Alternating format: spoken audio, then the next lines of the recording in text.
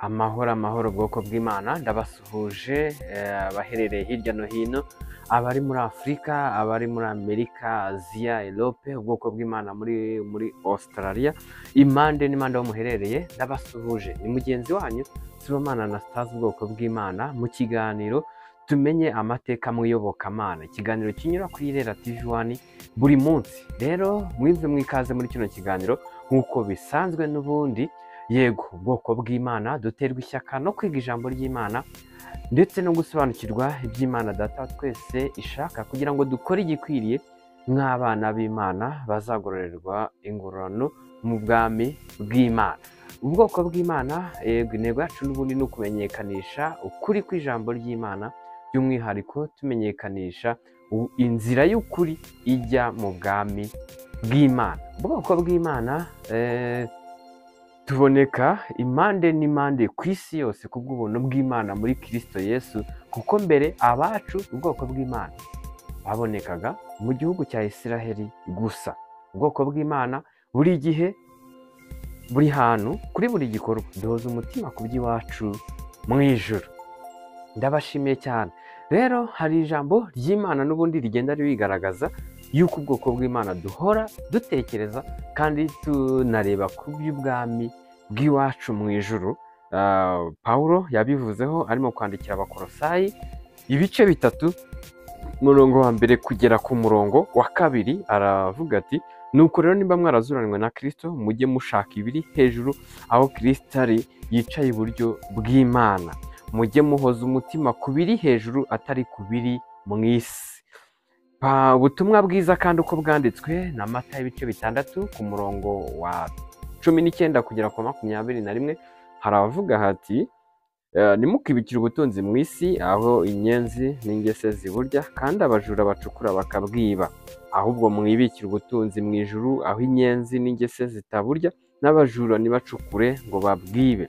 Kuko aho ubutunzi bwawe buri, ariho n'umutima wawe uzaba.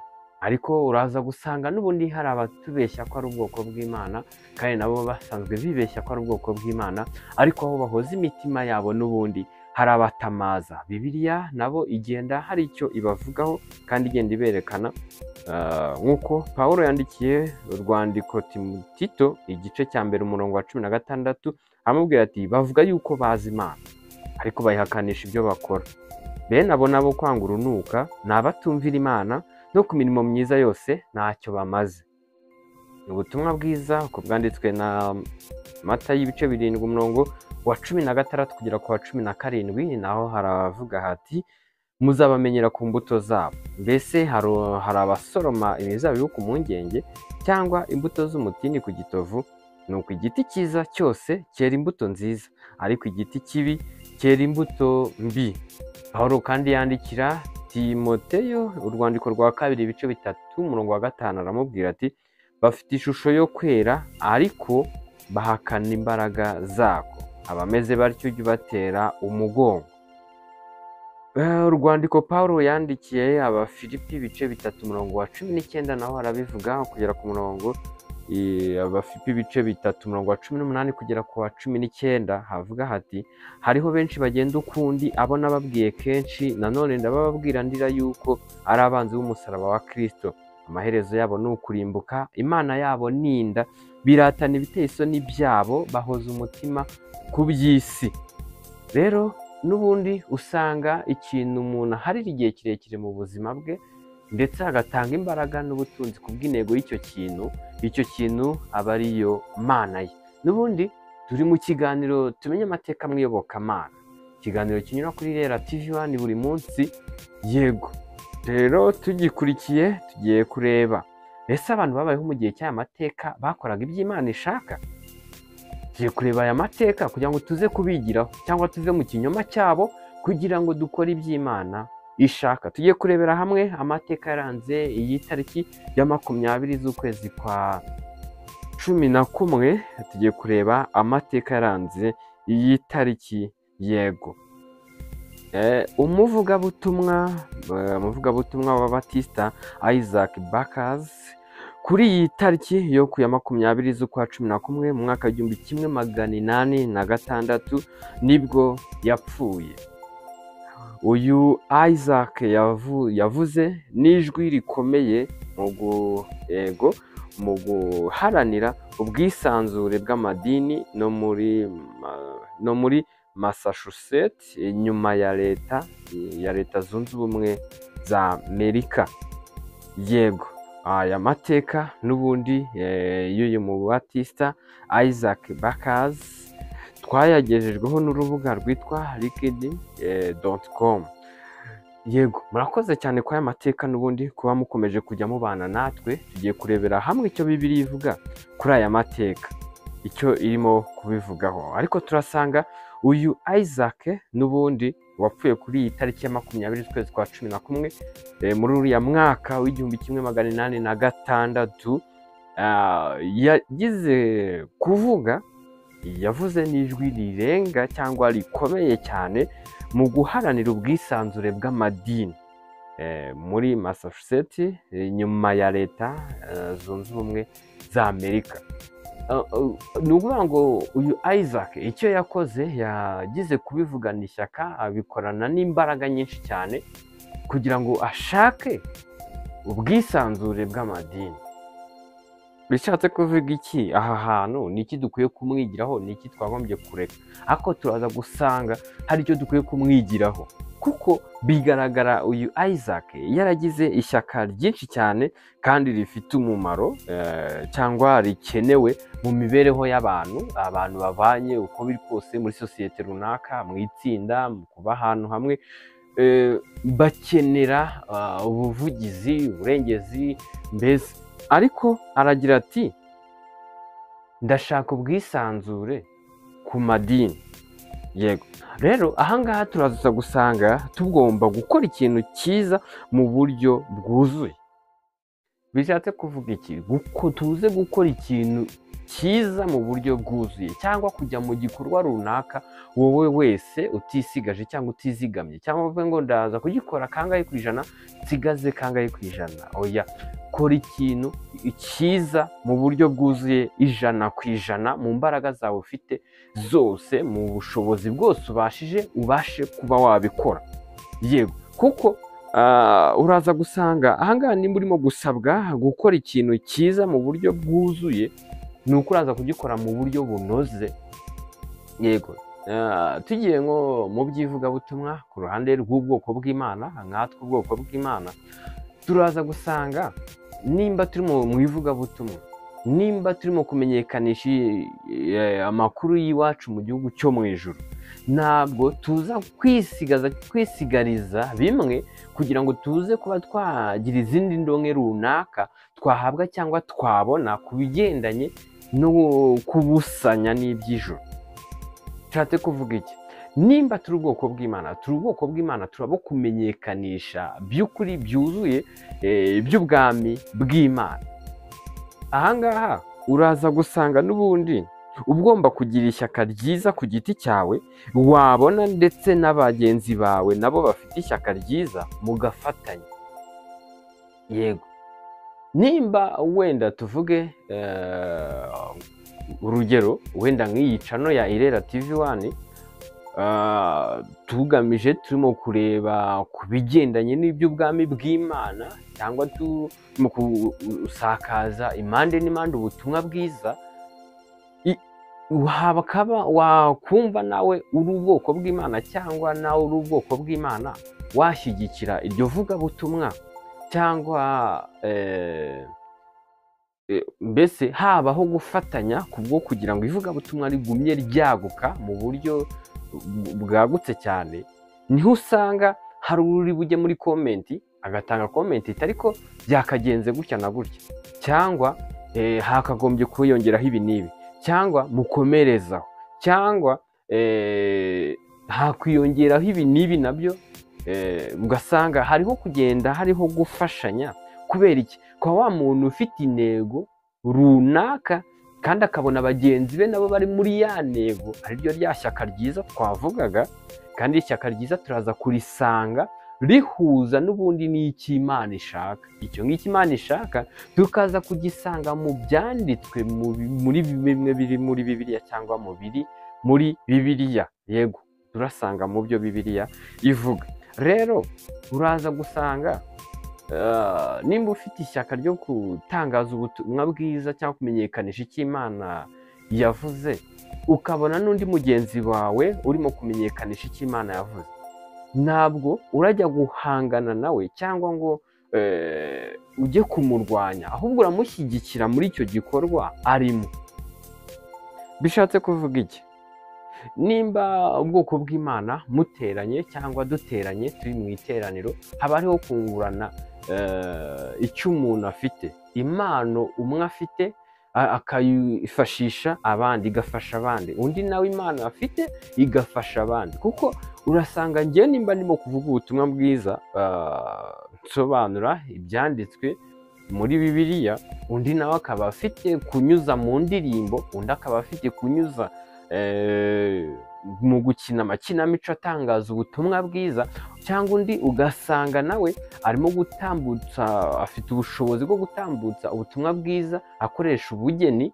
Yego, undi akaba afite gutambutsa ubutumwa bwiza mu zindi mpano nawe afite.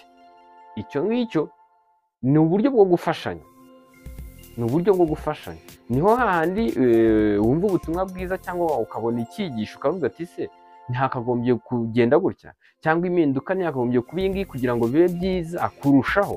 Aho ngaho niho haza kuba wari ufite ishyaka ryiza, n'ubundi ukumva mugenzi wawe n'ubundi uri muri cya gikorwa urimo cy'ishyaka ryiza cy'ivugabutumwa bwiza, ukavuga ati wakagombye gukosora iki, cyangwa wakagombye kongeraho iki ngiki, cyangwa ibi ngibi byakagombye kurekwa bigahagarara, kugira ngo ubutumwa bwiza bugumye bukwire impande n'impande. Rero niho usanga iyo ugiye kuri social media usanga hamwe hari ahantu haba hari amalike menshi, ugasanga hari ahantu hari amalike menshi cyane, ugasanga ahandi hari makeya. Ni ukuvuga ngo iyo umuntu yumvishe cyangwa yumvishe icyigisho cyangwa kumva indirimbo cyangwa kumva ikinamico igendanye n'ikiri muri we n'icyo yashakaga, akanda like, niho uraza gusanga buri wese uruhande arimo yakagombye gushyigikira urwo ruhande 100%. Nimba uri ubwoko bw'Imana, kuki utashyigikira ubwoko bw'Imana bagenzi bawe hirya no hino mu ivugabutumwa, kugira ngo ubutumwa bwiza bugende neza cyangwa bwaguke mu buryo buruseho?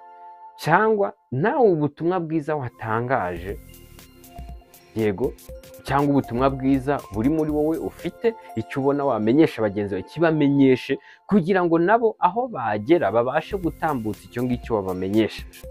Yego, cyangwa numara gutambutsa ubwo butumwa bwiza, nimba hari uwakubwira ati bikosore gutya, nawe abantu uko yagukosora. Kubera iki? Watoboye, uravuga, umenyekanisha ikiri muri wowe cyangwa ubutumwa buri muri wowe. Niho rero uraza kubona n'ubundi baza gushyigikira uruhande cyangwa ubutumwa buri muri wowe cyangwa imbaraga zikorera muri wowe.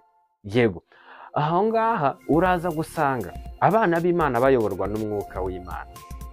Rero mu gihe ndaza kumva ubutumwa wigishije, mwasanga burimo umwuka w'Imana cyangwa burimo kuganisha ku bwami bw'Imana, cyangwa harimo imvugo y'Imana yamenyekanishije muri Bibiliya, nanjye aho ngaho mba ngomba kugushyigikira kuko uri mu murongo nanjye ndimo kwiyumvamo, kandi ugendanye n'icyo nanjye muri njyewe nshaka yuko cyamenyekana. Yego, rero turi kwaho ngaho hari icyo Bibiliya ikomeza nayo ibivugaho hano muri Mariko ibice 12 ku murongo wa 28 kugera kuri 31, naho harabivugaho hati, nuko umwe mu banditsi yumvise bajya impaka, amenya yuko abashubije neza, aramwegera aramubaza ati, mbese itegeko ry'imbere muri yose ni irihe? Yesu aramusubiza ati, iry'imbere ni iri ngo, umva Isiraheli, niri ngo umva Isiraheli, Uwiteka Imana yacu niwe mwami wenyine. Nuko rero ukundishe Uwiteka Imana yawe umutima wawe wose n'ubugingo bwawe bwose n'ubwenge bwawe bwose n'imbaraga zawe zose. Irya kabiri ngiri, ukunde mugenzi wawe nk'uko wikunda. Nta rindi tegeko rirushayo gukomera. Muri Matayo ho hahita haza hakwereka yuko andi yose n'ubundi nayo ashamikiye kuri aya mategeko abiri. Hano hatweretse buryo ki ukwiye gukora ikintu mu buryo bwuzuye 100%, cyangwa ikintu urimo ukagikora 100%. Usanga nimba ubwoko bw'Imana buyoborwa n'umwuka w'Imana, icyo bakora cyose akaba ari Imana cyangwa imbaraga z'Imana zibayoboye, usanga n'ubundi iyo yumvisha ubutumwa bwiza kuri channel runaka, usanga akurikirana, agatanga komenti, agatanga like, agakora share. Ni nk'uko n'ubundi aba bandi batarimo kuyoborwa n'umwuka w'Imana, usanga n'ubundi iyo asanze ibiganiro birimo kuvuga ku byo nawe ararikira muri we, nawe agira gute? Atera komenti, ugasanga akoze like, yoherereje na bagenzi akavuga ati wabonye akantu runaka, noneho runaka yavuze gutya, ati noneho dore ibyasohotse, noneho dore aho ibintu bigeze. Birakwiye ko rero n'ubwoko bw'Imana cyangwa abana b'Imana, iryo shyaka ryiza twakagombye kurihoramo cyangwa tukarihorana buri gihe. Hano ariko naho harabyeretse muri iri jambo dusomye, ubwo Yesu Kristo yamubwiraga ngo irya mbere ngiri ngo umva Isiraheli, Uwiteka Imana yacu niwe wenyine, niwe mwami wenyine. Nuko rero ukundisha Uwiteka Imana yawe umutima wawe wose. Kundisha Uwiteka umutima wawe wose, yego, n'ubugingo bwawe bwose, n'ubugingo bwawe bwose n'ubwenge bwawe bwose n'imbaraga zawe zose. Nuvuga ngo ubwoko bw'Imana, nk'uko n'ubundi buri gihe, buri hantu, kuri buri gikorwa duhoza umutima ku by'iwacu mu ijuru, ubwenge bwacu ku cyo twumva twakora cyose, n'ibitekerezo byacu, ingano y'ibyo tubasha gutekereza, tuganisha n'ubundi ku kintu kiri buze guhesha Imana yacu icyubahiro, kumenyekanisha Imana yacu, kugira ngo n'abari hirya no hino bamenye, basobanukirwe imbaraga zayo, ubushobozi bwayo, kuba imbaraga ifite, kuba iri hejuru ya byose, kuba ari ituma biba.